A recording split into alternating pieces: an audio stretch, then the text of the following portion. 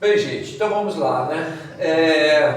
Mais uma vez, sejam bem-vindos ao Lar de Maria. Vamos então dar início aos nossos estudos, trabalhando assim, tem mediunidade e loucura. E subtende-se que o trabalho espiritual, o trabalho mediúnico, pode levar à loucura, não é isso? Não, quem é doido já nasceu doido e ficou sem doido e vai ser doido assim. Por que nós temos, de uma forma popular, quando se trabalha a doutrina espírita, e principalmente na questão mediúnica, era rotulado de que era coisa de louco? Por que será, né? Que traziam isso, hein? O pessoal não acreditava que escutava vozes, o que é isso. Queria a própria pessoa que não se preparava, que tinha mediunidade, podia chegar realmente à loucura, né? Porque é terrível você conviver com aquilo sem ter conhecimento, né? E é interessante, tem cadeiras aqui na frente? Vai, tudo bem. É interessante porque quem será que trouxe esse rótulo de que a mediunidade poderia ensejar a loucura? E como que a doutrina espírita, ao longo da sua codificação, através de Allan Kardec em 1857, atravessando vários períodos, várias fases, trouxe em cada período uma situação e como que isso era vivenciado e como que isso era trabalhado entre nós. Então vamos lá. O caminho é longo. Mas tem loucura patológica também, óbvio. Tem, mas no caso é a mediunidade que vai ensejar loucura.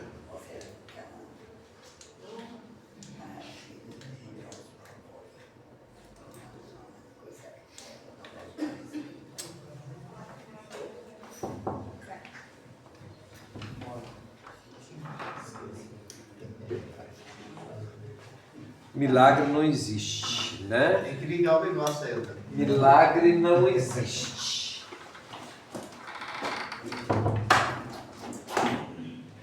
Não vai passar, né, Jorge? Não. Com toda a força de pensamento que eu estava aqui, eu não adiantou. Não vai. Com certeza não. Agora não é que deu certo? Aí, viu?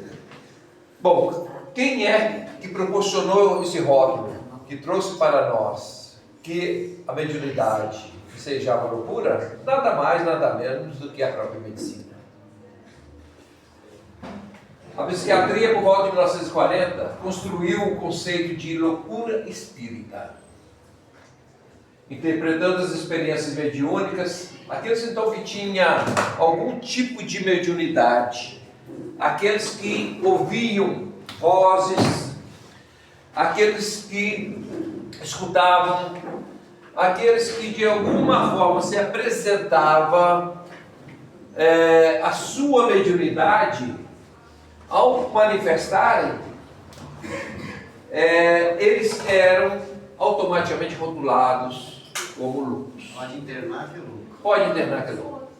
E aí trouxe uma dificuldade muito grande para a doutrina espírita, porque diante desse quadro, as famílias se fechavam e não deixavam que essa pessoa pudesse se manifestar ou pudesse desenvolver a sua mediunidade, em razão de que, para os outros, se tratava apenas de um louco.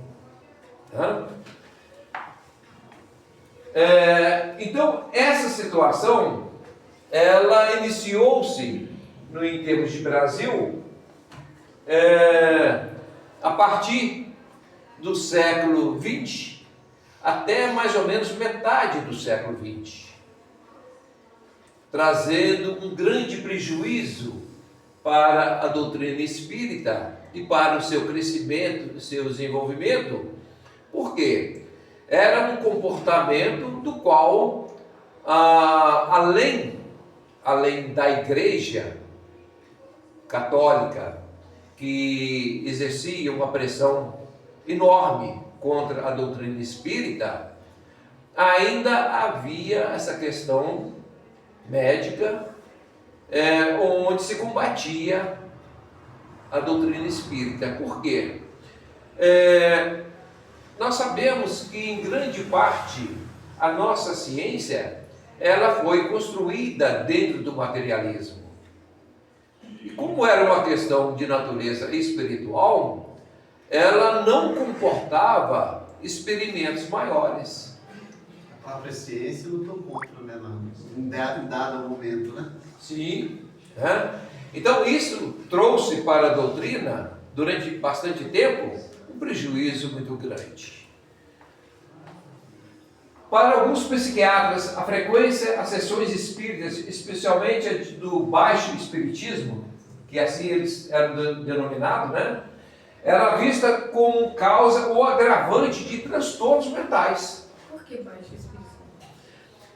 É porque, como eles não sabiam exatamente como designar, ele é para poder menosprezar aqueles que praticavam, né, esses atos de natureza espirituais, eram assim denominados. Então havia uma perseguição muito grande, havia um comportamento em relação à doutrina espírita muito severa. E quanto menor fosse o município, a cidade, a região, e onde houvesse uma incidência maior da igreja, maior eram as dificuldades dos trabalhos espíritas. A ponto de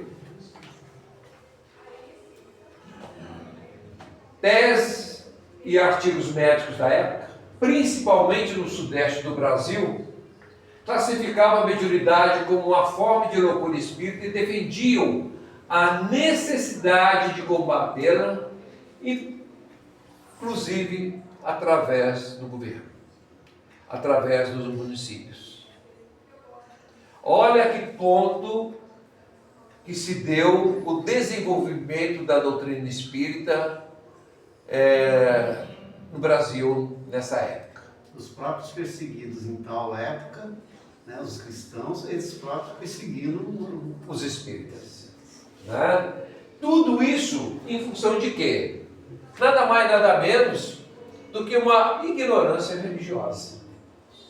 Né? Porque eles não aceitavam de forma alguma que a doutrina espírita era vista, deveria ser vista, de uma forma bastante diferente do que até então se costumava a fazer em relação às demais religiões. O que mudou na doutrina espírita, analisando seus períodos críticos para os dias atuais, considerando os conceitos e fundamentos espíritas, principalmente a partir da sua origem de 1857? Ou seja, a codificação por Kardec ocorreu em 1857, com as suas obras básicas. A partir daí, essas obras básicas sofreram modificações? Não, a princípio não. Então, o que houve?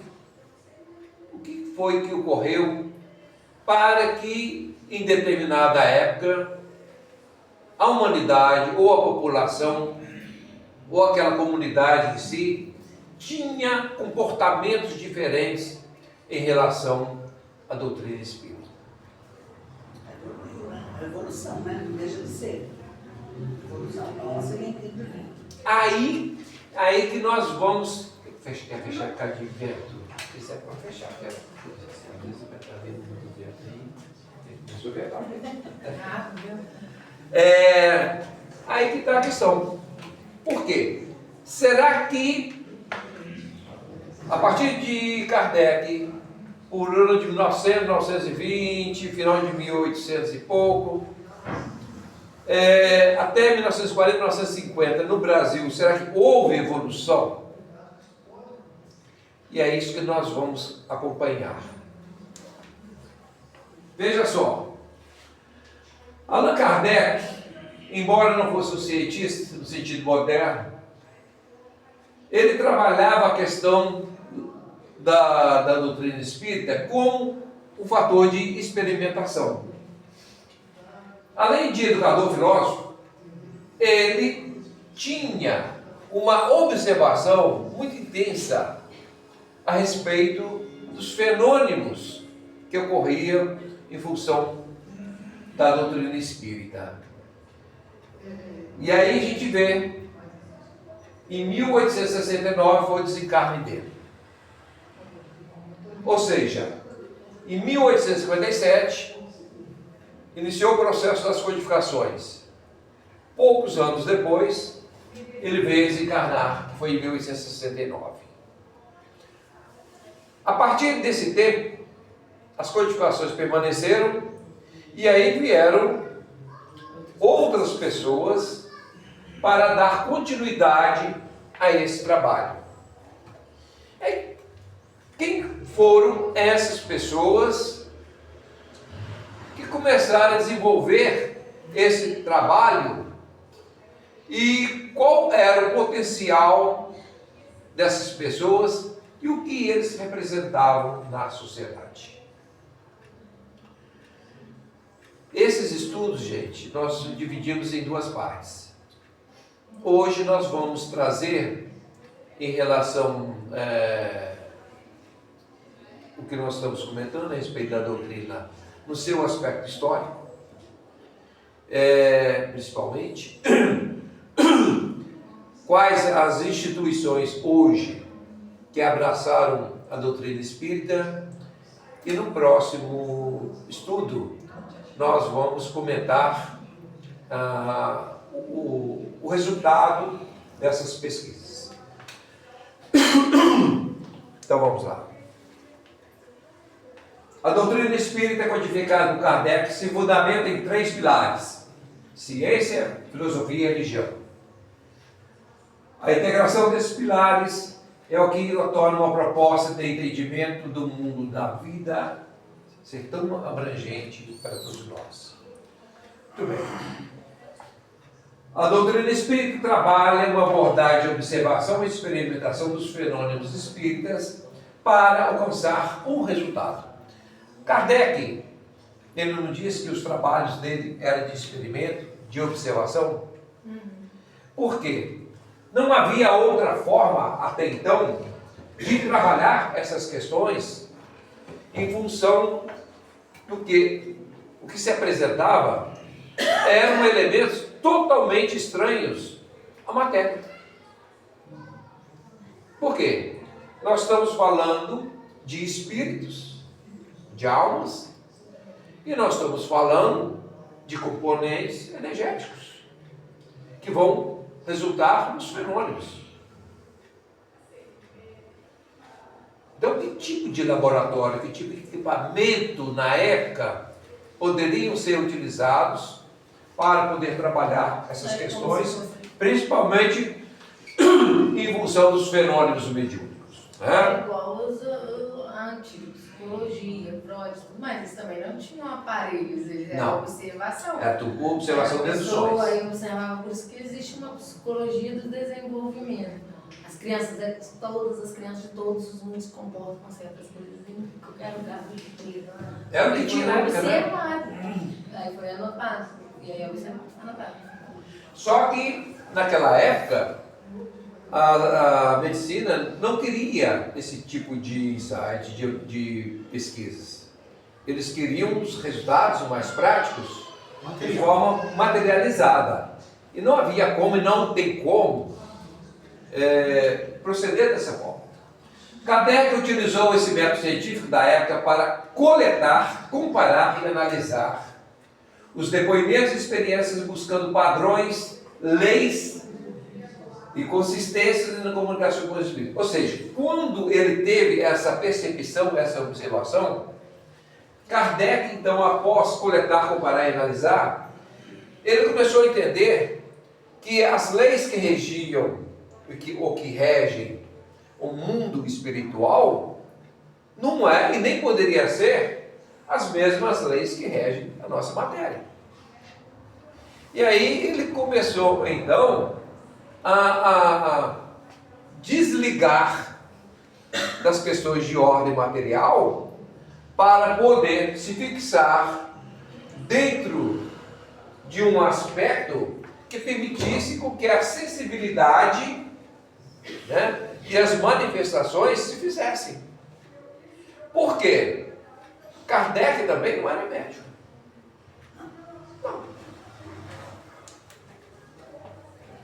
E tinha aquelas sessões de mentira, né? Os charlatães, né? Na época também, que fazia aquelas sessões assim, para enganar as pessoas, né? Que ele não ia lá para poder ver essas sessões. Não, Kardec participava, inclusive coletava, foram uma infinidade de informações que ele obtinha para poder trabalhar isso, né? As pesquisas envolvendo a ciência espírita diferem e muito da ciência materialista tradicional, por incluir a dimensão imaterial, que é no caso do espírito, e a imaterial, fenômenos psíquicos em seu campo de estudo. Aos poucos, a gente vai trabalhando e conceituando a doutrina de forma a dar a ela, a doutrina espírita, um comportamento adequado ao que ela deve ser. Agora, o mais interessante que nós vamos depois no final observar, que ao percorrer essas fases, esses períodos, a gente começa a entender aonde realmente a doutrina espírita quer chegar. Aonde que ela quer chegar? Né? E nós vamos observar isso. O Espiritismo defende que, para compreender a sua realidade, a ciência precisa expandir e considerar a existência de leis que regem o mundo espiritual. Não tem como ser diferente. Não tem uma lei que rege todo o universo, tudo que existe no universo, a exemplo da lei da gravidade, né? Então são leis próprias que vão reger também as questões do mundo espiritual. E como nós podemos aprender a entender o plano espiritual? Através das observações, através dos experimentos, para que a gente possa então nos aguçar, se debruçar em cima desses princípios e criar os conceitos. Assim como existem leis para o mundo físico. Ou seja, então são comportamentos diferentes, situações diferentes, que comportam também leis diferentes. Esse entendimento se assemelha, por exemplo, aos desafios e expansões do paradigma enfrentado pela mecânica quântica. Quem tem oportunidade de ler ou estudar sobre a mecânica quântica, sabe que hoje é um problema sério para esses pesquisadores trabalhar as partículas subatômicas. Por quê? Elas reagem de uma forma totalmente diferente, não convencional, como até então eles trabalhavam. Eles estão dentro de uma sala, no laboratório, né, com computadores, com telescópio e tudo mais ali trabalhando todas essas questões, e essas partículas subatômicas, elas se movimentam somente através do pensamento. A Carl Jung, a fenda de Carl Jung. E aí, pergunto, como então? O que se faz? Eles não sabem ainda como trabalhar essas questões. Por quê? Existem leis próprias para poder trabalhar isso. A hora que eles chegarem a essas leis, eles vão poder dominar esses princípios.